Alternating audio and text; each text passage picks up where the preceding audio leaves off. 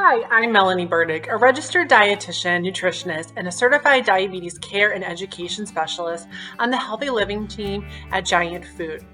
This video is all about prediabetes and diabetes and practical ways you can move toward your health goals, whether it's improving your glucose control or setting yourself up for success to prevent diabetes. Although we're focusing on diabetes today, our team is here to support you in whatever your health goals may be. Managing diabetes, aging gracefully, eating on a budget, or maybe just ways to try something new. We offer a wide variety of services that you can access at giantfood.com/healthyliving. Okay, let's get back to our topic today, diabetes and prediabetes. This session will be about 30 minutes long and includes supporting materials, including a copy of this presentation and reference materials like a shopping list, meal plan, and recipe ideas. I'll go over those at the end. So let's get started. Let's take a moment to explain why lifestyle change is important when it comes to prediabetes and diabetes. Prediabetes is when your blood glucose levels are higher than normal on a fasting blood glucose test. There are no clear symptoms, so you may have it and not know it. That's why it's important to see your doctor on a regular basis and have your blood test taken. Once diagnosed, you can prevent or delay the onset of type 2 by altering your lifestyle. This includes adjusting the way you eat, increasing your daily movement, and through moderate weight loss. In fact, research shows that you can lower your risk of type 2 diabetes by 58% by losing 7% of your body weight. So that's about 15 pounds if you weigh about 200 pounds. And exercising moderately, such as taking a brisk walk, 30 minutes a day, 5 days a week. Type 2 diabetes occurs when our body doesn't make enough insulin or doesn't use it well, and your body's cells can't use the glucose for the energy it needs. When glucose stays in your blood, it can cause health problems if not treated. Your doctor will use an A1C blood test for diagnosis. Once diagnosed, you can manage and slow down the disease through the same lifestyle modifications. Medications or insulin may be prescribed to help manage glucose levels, but lifestyle modification is still very important. Each person's health strategy will be individualized. What can I eat is one of the top questions I'm asked when someone is diagnosed, often followed by, my doctor told me to cut out fruit, rice, pasta, and potatoes. And my answer is, you can still eat the foods you love, but we need to adjust how you eat them. So let me explain. A team of scientists, doctors, endocrinologists, diabetes educators, and dietitians at the American Diabetes Association reviewed over 600 research articles over the course of 5 years to see what diets or eating patterns work well for people with diabetes. The main finding? Everyone's body responds differently to different types of foods and diets, so there's no single magic diet for diabetes. But there are a few simple goals or guidelines you can follow using the diabetes plate method. The diabetes plate method combines balance and portion control, and it's quite similar to the USDA MyPlate. This is an easy way to get all the nutrients you need without any counting, calculating, or measuring your food. It lets you enjoy the foods you love without going overboard. The plate includes non-starchy vegetables, carbohydrate foods, and proteins. Best of all, following this plate method will ensure your glucose stays regulated. Let's take a walk around the plate. Starchy and non-starchy vegetables have many important differences, but their key difference is the total starch content. Starchy vegetables like potatoes, corn, and beans have 3 to 6 more calories and carbohydrates than non-starchy types. As a result, it's important to eat starchy vegetables in moderation. On the diabetes plate method, the goal is to focus on non-starchy vegetables, which will have low or no impact on your glucose levels. Good choices include green beans, broccoli, carrots, leafy greens, cucumbers, tomatoes, and squash. The goal is half plate non-starchy vegetables. Produce is an easy win to managing your glucose levels since they are lower in carbohydrates and filled with heart-healthy fiber that can help with overall health and prevent chronic disease. We want as much variety of those non-starchy vegetables as possible, whether it's fresh, frozen, or canned.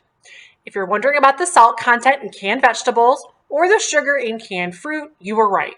We want to opt for low or no sugar or no salt added options when possible.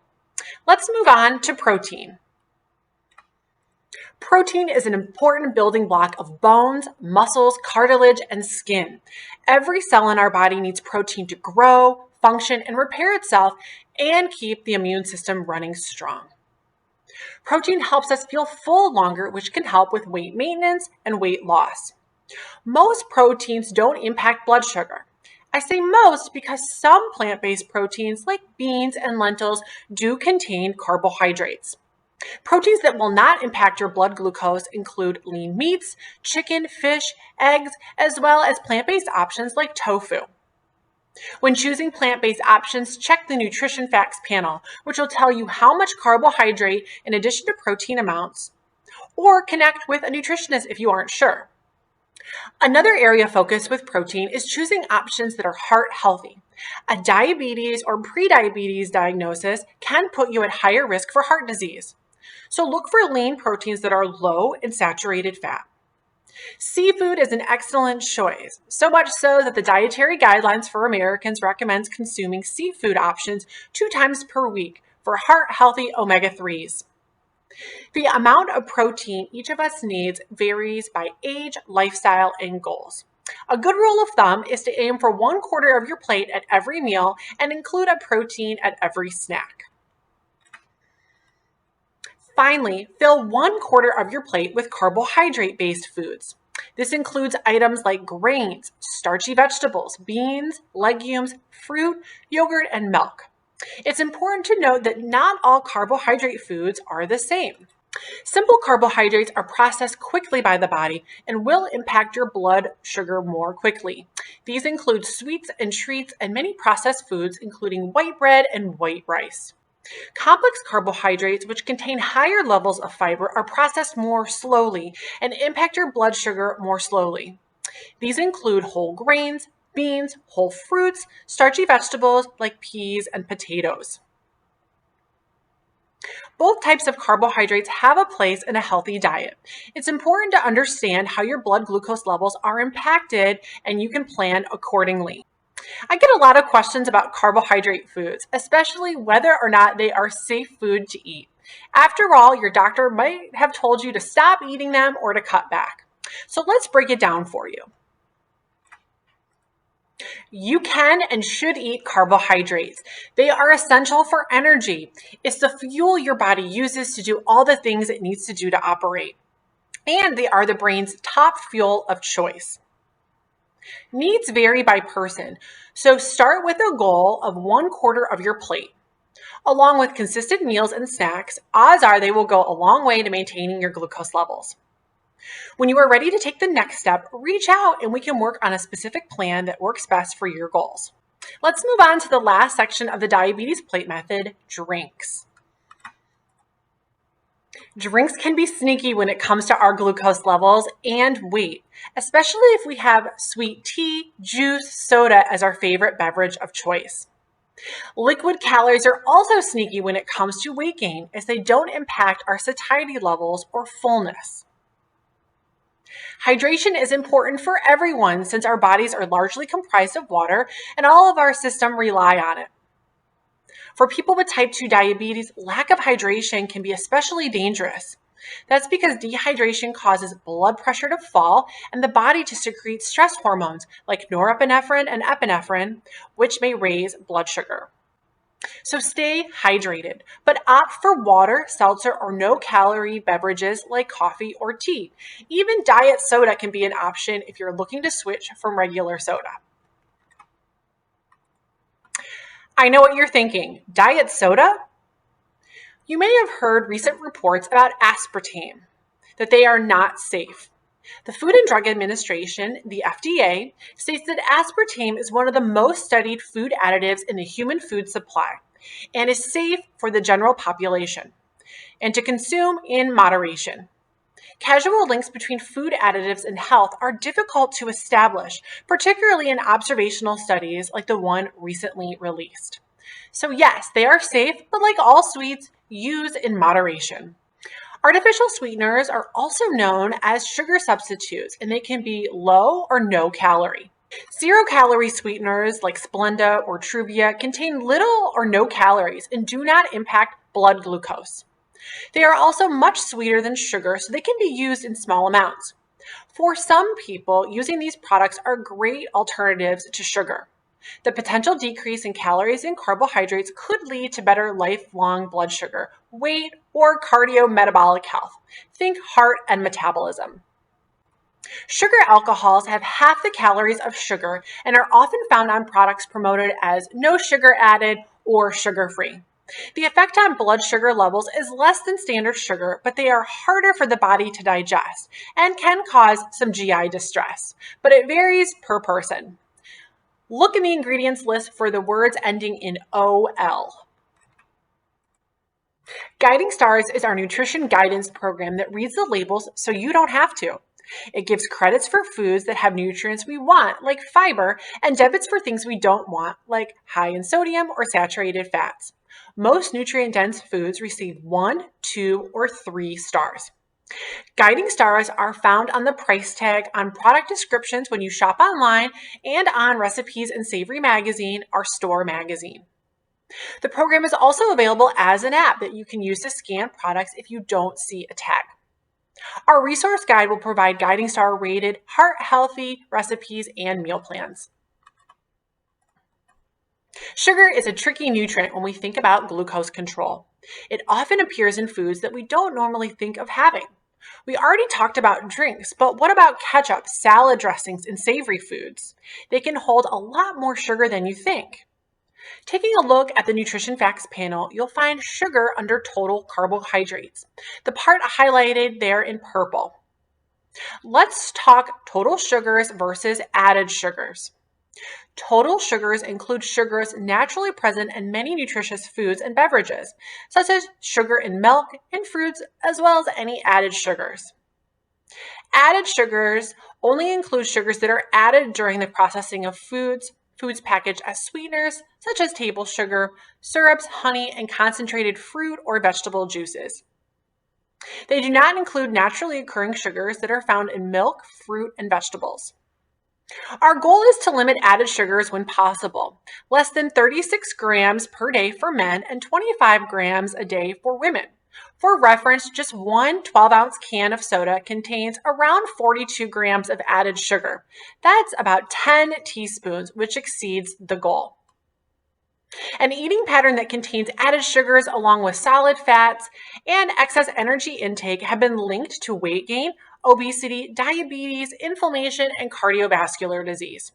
We offer classes on heart health and weight management as well, so I suggest you check those out if you want to learn more.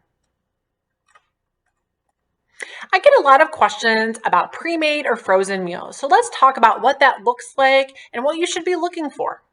Here's an example of a healthy choice frozen meal. First, when looking at prepared items, make sure you have balance: a protein, non-starchy vegetable, and a carbohydrate. This meal has meatballs with a whole grain penne pasta and spinach in a Parmesan marinara sauce.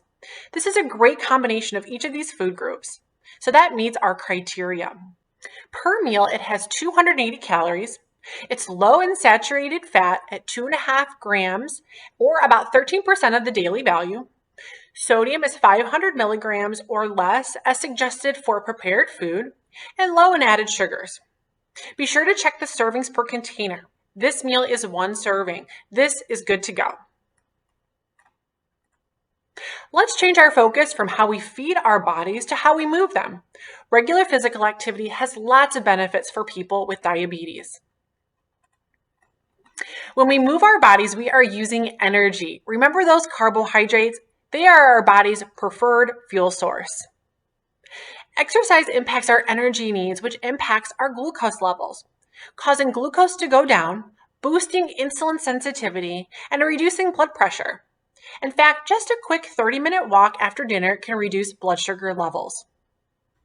A regular exercise routine can also improve the muscle's ability to pull oxygen out of the blood, reducing the need for the heart to pump more blood to the muscles. It reduces stress hormones, which can put an extra burden on your heart.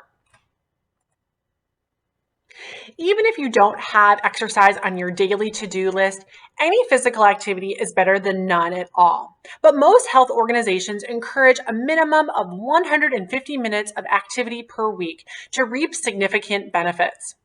To receive the best benefits, you'll need to work out at a moderate intensity. At this pace, you'll be able to talk but not sing. The recommendation for strength activities is at least twice a week, in addition to the 150 minutes of physical activity. Muscle strengthening activities include some forms of yoga, heavy gardening, think digging or shoveling, body weight resistance exercises like push-ups, pull-ups, and sit-ups, resistance bands, or weight training workouts. And the more you move, the more health and wellness benefits you'll receive. Diet and exercise are key in preventing diabetes or managing existing diabetes, but so are the little things we do every day for health. Let's shift to ways we can improve glucose control in our day-to-day activities. First, be consistent. Plan regular meals and snacks to ensure you are following the diabetes eating plan. This way, you know you're eating balanced meals and have meals and snacks ready to go when you need them. We often eat mindlessly when we don't have a plan. Don't skip meals. Our blood sugar rises and falls based on the food we eat or don't eat. Track food intake, especially if you are trying to determine which foods have the greatest impact on blood sugar levels. This is something you can share with a dietitian nutritionist when you seek specific guidance. Next, be mindful about your day. When eating, be present. Distracted eating often leads to overeating. Portion your foods before eating.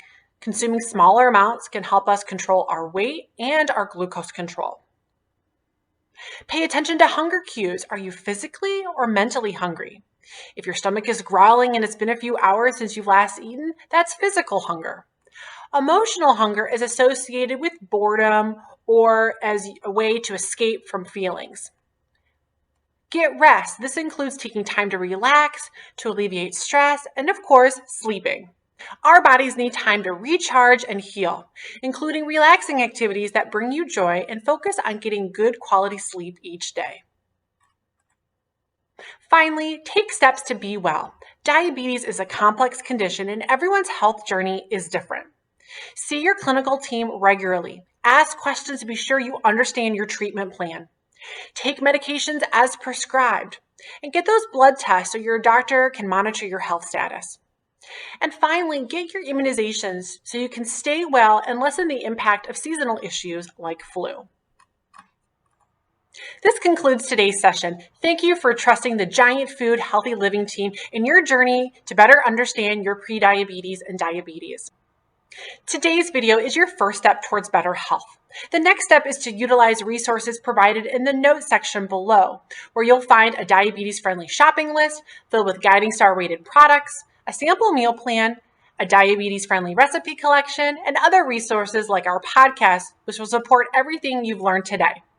There's even a PDF of this class with the main points and an option to follow up on social media for daily tips and inspiration on a wide variety of healthy living topics. I invite you to stay connected. We offer a wide variety of free services, including store tours, consultations, cook-alongs, and more, all of which you can access at giantfood.com/healthyliving or in the notes section of this video. We've taken the philosophy that health is for everyone. It's the little things we do every day that add up. Thanks again, and reach out with any questions, and most of all, stay well.